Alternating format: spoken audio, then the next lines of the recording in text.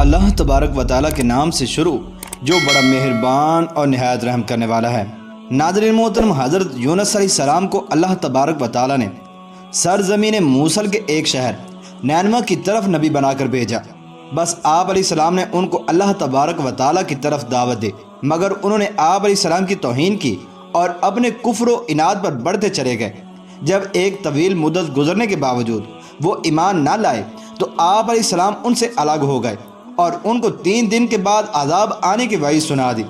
حضرت ابن مسعود رضی اللہ تعالی عنہ اور دیگر بہت سے علماء سلف اور متأخرین نے کہا ہے کہ جب حضرت یونس علیہ السلام ان سے الگ ہوئے اور انہوں نے نزول عذاب کو یقینی محسوس کیا تو اللہ تبارک و تعالیٰ نے ان کے دلوں میں توبہ اور رجوع کرنے کے جذبات پیدا کر دیے، اور انہوں نے آپ علیہ السلام کے ساتھ جو بدسلوکی کی اس پر نادم اور پیشمان ہوئے،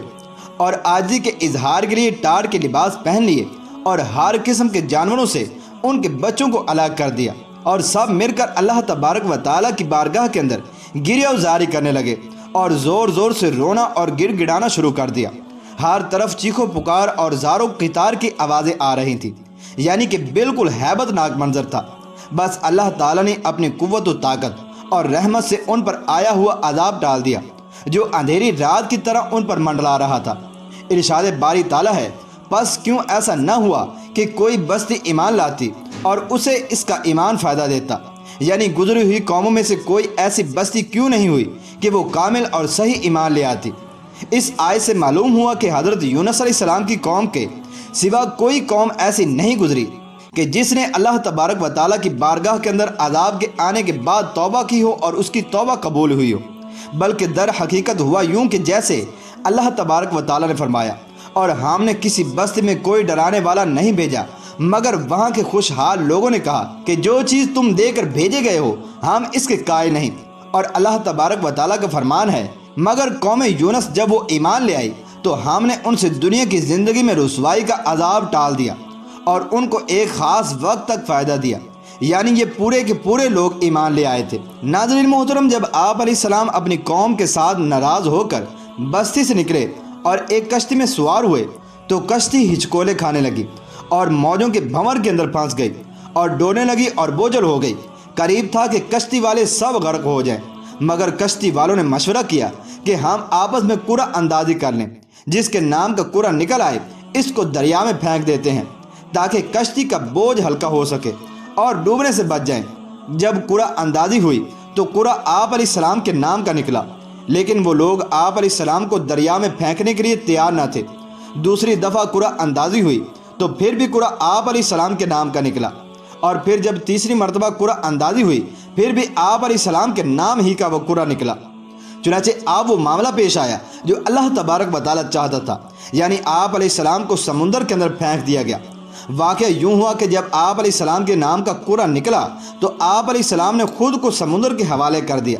اللہ تبارک و تعالیٰ نے بحر اخضر سے ایک بڑی مچھلی بھیجی جس نے آپ علیہ السلام کو نگل لیا، اور اللہ تعالیٰ نے مچھلی کے نام فرمان جاری کر دیا کہ یہ تیری خوراک نہیں بلکہ یہ ہماری امانت ہے، لہذا اس کا گوشت نہیں کھانا اور نہ ہی اس کی ہڈی توڑنی ہے۔ مچھلی نے آپ علیہ السلام کو پکڑا اور ایک عرصے تک آپ علیہ السلام کو سمندر میں لیے پھرتی رہی، اور یہ بھی کہا گیا ہے کہ اس مچھلی کو ایک اور بڑی مچھلی نے نگل لیا تھا۔ کہتے ہیں کہ مچھلی کے پیٹ میں جب آپ علیہ السلام پہنچے تو آپ علیہ السلام نے سمجھا کہ میں مر چکا ہوں، لیکن جب اپنے اعضاء کو حرکت دی تو آپ علیہ السلام نے محسوس فرمایا کہ میں تو زندہ ہوں۔ چنانچہ اسی وقت اللہ تبارک و تعالیٰ کے حضور سجدے میں گر پڑے اور عرض کی کہ اے میرے رب، میں نے عبادت کے لیے ایسی جگہ کو سجدہ گاہ بنایا ہے کہ کسی نے ایسی جگہ کبھی سجدہ نہ کیا ہوگا۔ امیہ بن ابی سلط کا قول ہے کہ اے اللہ، تو نے یونس علیہ السلام کو اپنے فضل سے نجات دی جبکہ وہ کئی راتیں مچھلی کے پیٹ میں گزار چکے تھے۔ اور سعید ابو الحسن اور ابو مالک رحمۃ اللہ تعالی علیہ کا کہنا ہے کہ آپ علیہ السلام مچھلی کے پیٹ میں 40 دن ٹھہرے، مگر حقیقی وقت اللہ تبارک و تعالیٰ ہی بہتر جانتا ہے کہ آپ علیہ السلام کتنا عرصہ مچھلی کے پیٹ میں رہے۔ مچھلی آپ علیہ السلام کو لے کر سمندر کے نمکین پانی اور سمندر کی تاریکیوں اور اتھاہ گہرائیوں میں گھومتی رہی۔ وہاں آپ علیہ السلام نے سنا کہ مچھلیاں اللہ تبارک و تعالیٰ کی تسبیح پڑھ رہی ہیں، یہاں تک کہ آپ علیہ السلام نے دانے اور گٹھلی پھاڑنے والے اللہ کے لیے کنکریوں کو تسبیح کہتے ہوئے سنا، اور وہ اللہ جو 7 آسمانوں زمینوں اور ان سب کے درمیان جو کچھ ہے ان کا پروردگار ہے۔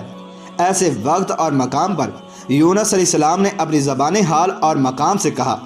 کہ جس کی خبر عزت و جلال والے، پوشیدہ اور مخفی چیزوں کے جاننے والے اور مصیبت زدوں کی آواز کو جو سنتا ہے، خواہ کتنی ہی کمزور کیوں نہ ہو، اور وہ پوشیدہ چیزوں کو بھی جانتا ہے خواہ وہ کتنی ہی باریک کیوں نہ ہو، اور وہ دعاؤں کو سنتا ہے خواہ وہ کتنی ہی بڑی بڑی کیوں نہ ہو، اسی پروردگار نے اپنی کتاب مبین میں فرمایا جو اس نے اپنے رسول امین صلی اللہ تعالی علیہ وآلہ وسلم پر اتاری،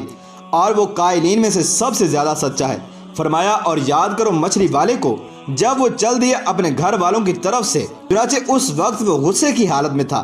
اس نے گمان کیا کہ ہم اس کی گرفت نہیں کریں گے اور اس پر تنگی نہیں کریں گے۔ اس نے اندھیروں میں پکارا کہ اے الہی، تیرے سوا کوئی معبود نہیں، تو پاک ہے، بے شک میں قصورواروں میں سے ہوں۔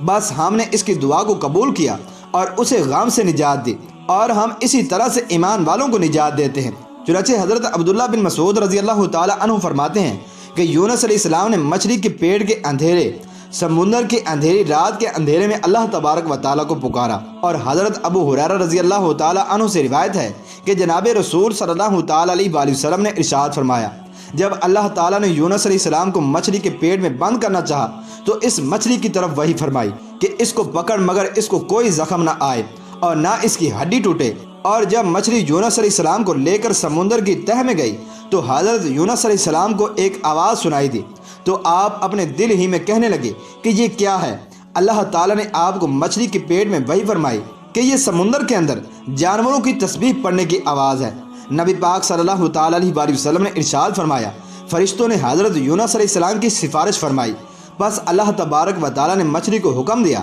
بس اس نے آپ علیہ السلام کو ساحل سمندر پر بیماری کی حالت میں ڈال دیا۔ حضرت انس بن مالک فرماتے ہیں کہ رسول اللہ صلی اللہ تعالی علیہ وآلہ وسلم نے ارشاد فرمایا، جب اللہ تعالیٰ کے نبی یونس علیہ السلام کو مچھلی کے پیٹ میں اللہ تبارک و تعالیٰ سے دعا کرنے کا خیال آیا تو کہنے لگے، لا الہ الا انت سبحانک انی کنت من الظالمین، اے اللہ تیرے سوا کوئی معبود نہیں اور بے شک تو پاک ہے اور میں ظلم کرنے والوں میں سے ہوں۔